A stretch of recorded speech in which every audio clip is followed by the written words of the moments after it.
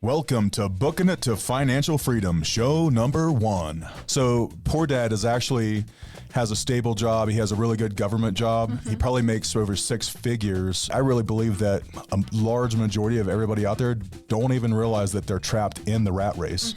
Once that light bulb turns on, you can't turn it off. Really what they need to be doing is understanding how to use that money to continue to make them more money. First, you need to invest in those assets. Those assets then can pay for your liabilities, and that's true wealth and true success. Welcome to Booking It to Financial Freedom, where we explore literature from some of the most successful experts in their field to help you build a blueprint for personal growth and financial freedom. Join us as we examine a new book every month and break down key concepts to help you get out of the rat race and on track to start building a life better than you ever imagined. Hey everyone, welcome to episode number 1 of Booking It to Financial Freedom. I'm Amanda Schneider, realtor and investor, and I'm here with my co-host, Jamie Booth. Hey, Amanda, great to be here. Awesome to start this amazing journey with you. I couldn't be happier. For those out there, I'm Jamie. I'm also a realtor, and I'm a starting investor myself. So, Amanda, we have to, address the question, why would we start a podcast based on a book club? That is a great question, Jamie. I know you and I have been talking for a while now about starting a podcast, and we were also kind of talking simultaneously about starting a book club, just because for us, that has really been kind of the catalyst to get us on our journey towards financial freedom. So I think one day we just kind of had the light bulb turn on and tell us, why don't we do a podcast about all the amazing books that we're reading? So do you want to kind of explain to the listeners the format of the podcast and how we're going to do this? Sure. So we did actually a little introductory video about how the layout of the book club is going to work, but it's not going to land on YouTube. So I'll go ahead and reiterate. So basically what we've done is we've chosen 12 books to review throughout the year. And what we're going to do is break each book down into 4 episodes, which we'll release on Mondays. So, obviously we have the book we're covering right now, but in the future releases, we will announce the next month's book of the month, the last week of the month. And then as we go through, so we've designed it also to be progressive in nature as we go through the books. So when we start out, we're going to be focusing more on books that are basically, focused around mindset and stuff. And then as we progress through the year, books will start to focus more on developing success routines and stuff like that. And then as we progress further, actionable items that will help people basically create a blueprint for their own financial freedom. Yep, absolutely. And I'm personally really excited about that because some of the first couple that we'll be reading, I've read them a few times. They're great books, especially when you get started. But some of the ones we picked towards the end are ones I'd never even heard of and haven't read. So really excited to get into those and start kind of implementing that blueprint in my own life as well. Absolutely. So, yeah. And then obviously the first one we picked for this month is Rich Dad, Poor Dad. Basically, if you haven't read the book yet, I'm going to give you a small little synopsis of kind of how it opens. So it opens with Robert Kiyosaki. He's around, I think, 12 years old, and he's got his friend Mike, and he references his rich dad and his poor dad. His poor dad is his biological father, who is an educator, not poor by any means, but kind of to the point that Robert's trying to make in the book. He does things a lot differently than his rich dad. I think, just for people who haven't read the book, Kiyosaki refers to the poor dad as the poor dad, but, without reading the book, you wouldn't understand that he's trying to encapsulate what the middle class, how the middle class live. So poor dad has a stable job. He has a really good government job. He probably makes over 6 figures, and he's highly educated. Right. So when we refer to poor dad, don't think somebody who's not necessarily what everyone would consider generally successful. Absolutely, yep. And then his rich dad is actually his friend Mike's father, and his rich dad is an entrepreneur. He owns a lot of real estate. He just does things a lot differently than Robert's biological dad does. And so when we first, read chapter 1 in the book, he's going to his rich dad and asking him, how can we get rich? Our friend called us poor the other day. We want to know how we can be rich. So he says basically before he's going to teach them any kind of lessons, he makes them work in one of his stores. And that's kind of how the lessons start to show themselves and how he starts to learn. One of the things I thought was really funny is, Kiyosaki's dad in there, he says, hey, go talk to Mike's dad. He's wealthy. And the son, his son, Mike, is completely shocked to hear that. So it kind of reminds me of The Millionaire Next Door. Absolutely. Where the guy's living kind of frugally, but he's still starting, multiple business and all that stuff. So I found that kind of funny. Yeah, because, as we'll talk about as we get through this podcast, being wealthy isn't about showing it and spending the money. It's about what you do with your money and how much you keep. How much you keep. That's exactly. right. Good job. But anyway, let's kind of get into the lessons of the book. So we're really going to mainly cover chapter 1 and chapter 2. So if you are reading along with us, those are the 2 chapters that we're really going to talk about and deep dive. So the number 1 lesson that really stood out to me was do not let fear rule your emotions. Make sure that you're using your head. Mm-hmm. And so what he's saying here is that a lot of people who have a W-2 job, it's because out of fear that they have these jobs. Fear of losing the job, fear of not having enough, fear of getting fired, that kind of stuff. But it's really the fear, if you're a successful person, is what drives them to success. So it's understanding how to use that fear. Absolutely. He goes into great detail, kind of breaking down the motivations of how we spend our money, how we utilize our money. Mm-hmm. He breaks down between the fear, like you mentioned, and desire or greed, as he talks about. And, there's stories in there where he explains that, even rich people are, they succumb to the emotions behind money. One example he uses is the one guy who's extremely wealthy, but his total motivation for being rich is his fear of being poor. Yep. So all he does is just hoard money, and he's scared to spend his money, so he's still miserable. So there's a lot of lessons to be learned in this, and we always hear, what is it? Money doesn't buy you happiness. Right, absolutely. Right. And then, he kind of really basically shows how we spend money through fear or make money through fear or hoard it through fear or, mm-hmm. Or we blow it all through greed and desire. Absolutely. And a lot of the problem is that lifestyle creep that he kind of talks about a lot in the book is that people think if they have financial problems, that more money is what's going to solve their problems. But the problem is that they start to earn more money, they're spending more money, they're buying a nicer car, they're mm-hmm. buying a bigger house, that kind of stuff, when really what they need to be doing is understanding how to use that money to continue to make them more money.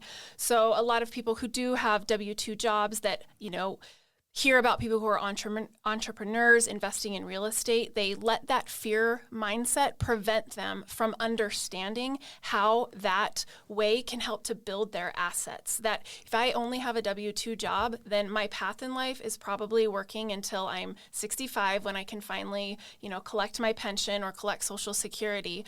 What if I lose that job? What if I get injured when I'm 40 and now I have nothing? I have no income coming in. Also, do I really want to work until I'm 65 and not enjoy the life that I have? And what if I have health problems when I'm 65? That kind of stuff. So we're really trying to, through this book club and through this book in particular, we're really trying to open up people's mindset that you do have choices in life. You don't have to sit in an office from 9 to 5 for 40 years of your life just to earn a paycheck. You can take that money you're earning, invest it, and let it grow for you. Absolutely. One of the things I personally want to push through is that anybody can do this, no matter where you are Absolutely. On the social ladder as far as the income goes. Mm-hmm. You can be making $20,000 a year. You can make $120,000 a year, and still be caught up in what they call the rat race in the book. And that's, you work really hard. You get your education so you can get a high-paying job. And then what you do is once you get that high-paying job, you say to yourself, oh, I deserve this huge mortgage. I deserve the nicest car I can possibly drive. You could be making $100,000+ 6-figure job and still be living paycheck to paycheck. Absolutely. And completely trapped in a rat race. And one of the things that really stuck to me as far as the psychological part of the money was I really believe that so many people out there, even though they feel like they're doing really well, they probably are doing really well. And again, we don't want to say anything negative about anybody who's making a W-2 job, no, but absolutely not. I really believe that a large majority of everybody out there don't even realize that they're trapped in the rat race. It's just kind of a natural thing because of the psychological factors. You get trapped into it and you don't even realize that you're on that rat wheel. I think it's because a lot of people don't understand that they do have choices. They don't understand that there's another way because unfortunately our society they don't teach those other ways in our formal education. And unless you surround yourself with a circle, your friend circle that understands assets, liabilities, that kind of stuff, people don't even understand that there's a way to earn money other than going to work every day. Absolutely not. And, one of the other things that I kind of wanted to touch on was the fact that it doesn't matter if you don't have your financial ducks in a row, whether you're making $20,000 a year or $500,000 a year, because there are people out there who are making fat 6-figure, incomes who are still living paycheck to paycheck. So the next section we're going to talk about is financial literacy. But, basically, if you don't have your financial literacy in check, no matter how much your money you're making, more money is not going to solve your problems. Absolutely. One thing that I wanted to bring up that was a huge eye-opener, and I don't think he necessarily addresses this in chapter 1 or 2, but that your house is not an asset. Your primary residence is not an asset. And you and I have a little bit, I know, yeah. we feel a little bit differently about that, and that's something we can get into. I would say there's a lot of people who are really well off that would argue whether your primary residence is an asset or not. And absolutely. Like I've talked to you before, I have a hard time believing that my home is not an asset when I see as much, equity in it, and that equity can be leveraged towards other things. But hey, that's a different argument. Well, I think because I struggle with that point, but I think what he is trying to say is that the average person, their idea is I'm going to work as hard as I can, have 20-25% to put down on a house, buy that house, and I'm going to live it in for the rest of my life. They're not thinking, let's use the VA home loan, put 0% down. Right. They're not necessarily thinking outside the box. I'll own it for a couple years. I'll turn it into a rental. I'll do a HELOC. I'll take that money out. I'll buy another property. There's a lot of ways that you can utilize your primary residence to be an investment, but the average person is not using that. And I think that's the point he's trying to make, because when you buy your house, yes, it is appreciating. And over the last couple of years, we have had a lot of appreciation, but then you're buying nice furniture, all the things that it takes to maintain the house. And that's all expenses, money coming out of your pocket.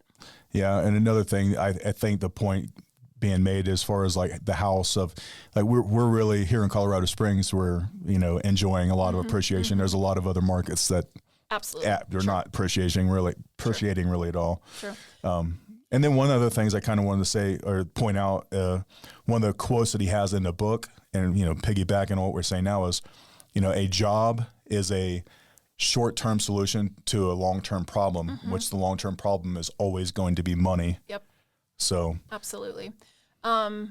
What was your kind of aha moment when you realized that there was more to life than just working a 9-to-5, and you could actually, leverage assets to make you passive income? Well, I have probably a pretty unique story. I don't necessarily say I had an aha moment, but I was 19 years into my military career, and I had a rather large hiccup.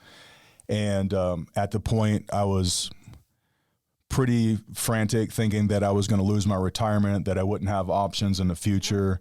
So it forced me to think outside the box. So it led me down the path of actually finding these guys that, like Robert Kiyosaki, Tony Robbins, those books. And as I delved into that literature, it kind of pushed me down that road, which I'm very thankful for. Looking back, it was really, a hard time, but it really set me, it really changed my projection in the future, by a mile. I think your story is exactly the point we're trying to make, because you had a very secure, or you thought you had a very secure career that you could stay in for, several more years. And then all of a sudden that was potentially being ripped out from underneath you. And what were you going to do? I mean, It's the same with, people that are working a W-2 job. If they've never thought about that before, they start to blame other people, blame their bosses for not giving them a raise, blame whatever it is, where instead they need to turn that around and use that as motivation of how they can start to make money. Yeah, you definitely need to look at the security side of it all. And I think there's another quote in the book. He talks about it's much easier to change yourself. And this may be not in the book. I read a lot of quotes. Quote by Jamie. Yeah, no, good. Yeah, it's much easier to change yourself than it is other people. Yeah. So, you have to adapt yourself to prepare, yourself for your future. Absolutely. So what about you, Amanda? What was your aha moment? Yeah, so I actually remember it really clearly. I was deployed to Afghanistan, so at the time I was a government contractor, and I took that position specifically because it was high paying. I think I was making $200,000 a year, which, I was late 20s, and that was great salary for me. Mm-hmm. But it came with a lot of sacrifices. I was in a combat zone. I was away from my family. I was there for a year, etc. But one of my coworkers, who was also sacrificing a year of his life, was taking the money that he was earning and investing it in the stock market. And so he was literally making thousands of dollars overnight because of the time difference. The stock market was open while we were sleeping. And he was turning that money he was making, the $200,000, doubling, tripling it by investing in the stock market and investing in these assets. And he was literally doing nothing other than, choosing stocks. And so for me, that was just mind-blowing that he could be making that money with very little effort. And then he was the one that referred Rich Dad, Poor Dad to me, and I read the book, and again, mind-blowing, and that was kind of the catalyst. I then met my husband, Lindsay, and we took off in our real estate adventures. Yeah, it's absolutely mind-altering when you realize that it's not that difficult to start creating passive income flow. And then once you build it up to a certain level, we have these talks all the time about the financial freedom part of it. Yep. It's not about being rich. It's about attaining the freedom, to be able to go out on a hike, for a couple of days in the mountains and sit there with the security of knowing that your assets are continuing to make you money while you're out there, enjoying life. Yeah. Lindsay and I always say that it's freedom of time and place. Those are our whys of why we are finding assets to invest in so that they make us money while we're traveling the world and we don't have to be watching them. They're very passive for us. Mm-hmm. Yeah. Absolutely. So I think that's a good segue into what our next section is, which is financial literacy and the key to breaking out of the rat race. Yep, absolutely. I think it's really a disservice that our education system doesn't do any type of financial literacy as we're growing up. Even when you get into college, maybe if you're an accounting major, you get a little bit of that. But we don't even learn basic bookkeeping in our youth, let alone what an asset or a liability is. And I think that's really a disservice by our system itself. And that's kind of the point that Robert tries to make in chapter 2 of the book as well, is that if we taught this literacy, more people would understand that they have choices in life, that the W-2 isn't the only way. Absolutely. And as far as the financial literacy part and our education system, how it kind of, I guess you could say fail without getting too political or whatnot.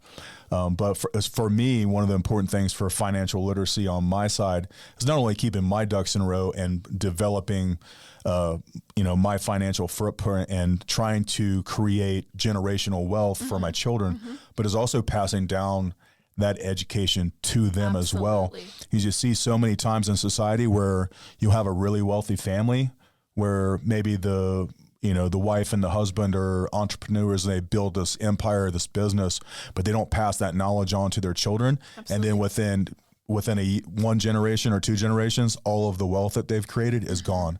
So it's important to me to pass on all of the knowledge that I attain to everybody around me and specifically my kids. Yep, absolutely.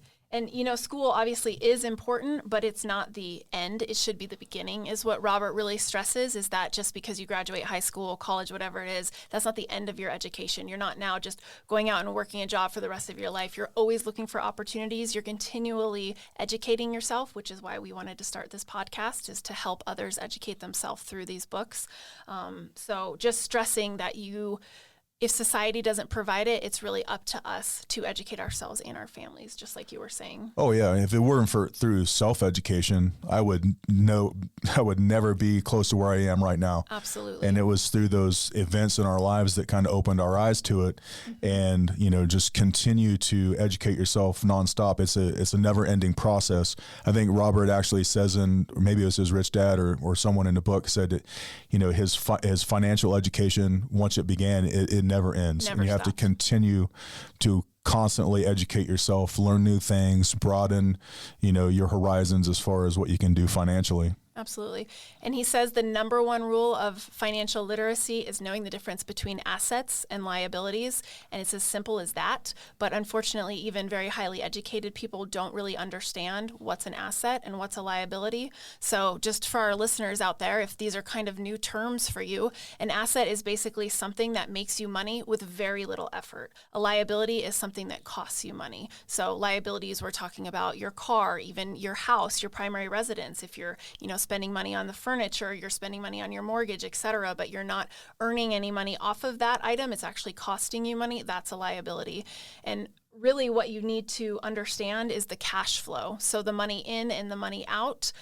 Do you have enough money from your assets to cover your liabilities? That's when you've really reached true wealth. Yeah, that's the goal. Yeah, that's how he defines wealth in the book is, does your money make enough money for you to cover all of your expenses and all of your toys or whatnot, all your liabilities? Yeah. Don't know what I was going to say. Yeah, no, you're good. So I was just going to say, so he's not, Robert isn't saying like never buy a liability. You're not allowed to have a new car. You're not allowed to have those toys. But he's really a proponent of first, when you're making that money through your W-2 job, you need to be investing all of the money that you can into assets that are then growing you more money. Once you have enough money to buy that new car, I think he even gives the example of his wife, Kim, yes. Who I think she bought, I'm not sure what kind of car, like a Ferrari or something. I think it was a Jaguar or something like that. It was something very nice, but they did not buy that car until she had the financial discipline to buy enough assets that the cash flow bought the car. It was specifically cash flow from an apartment building that they owned. And they didn't buy it until they could buy it with cash from that apartment building. So, just understanding that first you need to invest in those assets. Those assets then can pay for your liabilities. And that's true wealth and true success. So what would you say is kind of like, where did you start with your financial education? Do you remember, was it Rich Dad, Poor Dad? Was that the first book you read? What was kind of the catalyst? Well, the catalyst for my financial education probably began the same time I had my aha moment. Sure. So as soon as I was running down that path, it all opened up to me at the same time as I was working on personal growth type stuff, all that good things. And then it came hand in hand with the financial freedom side of it. Because once I think once you have that epiphany that, that is actually possible, no matter what it doesn't matter how poor you are now. Yeah. If you apply all of the right concepts and the attitude and the know-how, you continue your self-education, anybody can achieve it. So that was one of the things that really blew my mind at the time is there's a lot of wealthy people. As a matter of fact, I think the Rich Dad in the book, he dropped out of high school, or he was only high school educated. He had no advanced education. High school, yeah, absolutely. Right, and then he was able to build an empire and become one of the wealthiest men in Hawaii. Yeah, and then his son Mike was even more successful. He took over his business, and then he was even more successful because his dad taught him that financial literacy. Yeah, absolutely. What about you? Did you have a specific moment? Yeah, actually. So like I said, I had read Rich Dad, Poor Dad after meeting my coworker in Afghanistan. And then once I redeployed back here to Colorado, I met my husband, Lindsay, and he had been, had a construction background. So he kind of had that background. And now I had the idea of investing into real estate. So together, we just started exploring it. We would listen to podcasts, read books together. We went on a road trip together that was several days. And we just consumed dozens of podcasts. I think that's when I had him listen to Rich Dad, Poor Dad. And it's just, once that light bulb turns on, you can't turn it off. You just want to know more and more. And a couple months after we got back from that road trip, we bought our first investment property. I will backtrack a little bit here and talking about podcasts. Obviously, we're doing a podcast now. And one of the reasons I'm doing a podcast now is because of Bigger Pockets. Absolutely. So as soon as I started down that path, I quickly found Bigger Pockets. This is back when they were in their early, probably episode 60, 80, something like that. And now they're in the hundreds. They're hundreds and hundreds now, but that was one of the things that really latched on earlier was those podcasts. So I love to learn through podcasts as well. And that was a great one that really opens your eyes as far as the real estate side of things. Yep. And that one's called Bigger Pockets for any of our listeners that haven't heard of that one before. And it is very real estate specific. But I would recommend going back to some of the earlier ones. Yeah. And looking into that because it is an amazing podcast. So Absolutely. yeah. Is there anything else you wanted to add about the book, Jamie, that really stood out to you? I don't know. I just really want to emphasize the psychological part of it, because the thing that really, as you looked into it, I don't think it really spells it out in the book, but as you step back and look, it's just the psychology. We also come to the psychology of money. Mm-hmm. It's about recognizing those factors that we have to deal with. And like I said, it doesn't matter how much money you have or how little money you have. If you don't handle it correctly, you're never going to be wealthy. And wealthy is not needing to have a job if you don't want one. Absolutely. There are people who absolutely love their W-2 jobs. They love what they do. They love their small business or whatever.